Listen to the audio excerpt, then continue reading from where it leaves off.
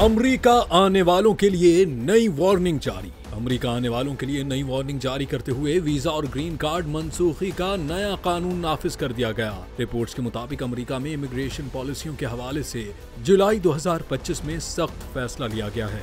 America में दाखिले के ख्वाहिशमंद अफराद, ग्रीन कार्ड होल्डर्स और वीजा रखने वालों के लिए इमिग्रेशन महकमे ने एक इंतबाही पैगाम जारी करते हुए कहा है कि अमेरिका आना और यहाँ रहना एक एजाज है, न कि हक। अमरीकी महकमे ने जारी पैगाम में कहा कि अगर आप दहशतगर्दी की हिमायत करते हैं, तशद्दुद की तरगीब देते हैं या किसी ऐसी सरगर्मी में शरीक होते हैं तो आपको अमरीका में रहने नहीं दिया जाएगा। कानून तोड़ने वालों के ग्रीन कार्ड और वीजा मनसूख किए जाएंगे।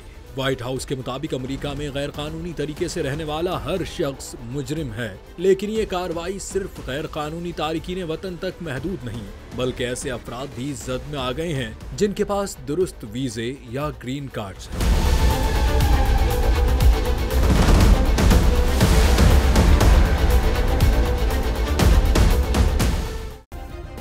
सब्सक्राइब करें और बेल दबाएं ताकि कोई खबर रह न जाए।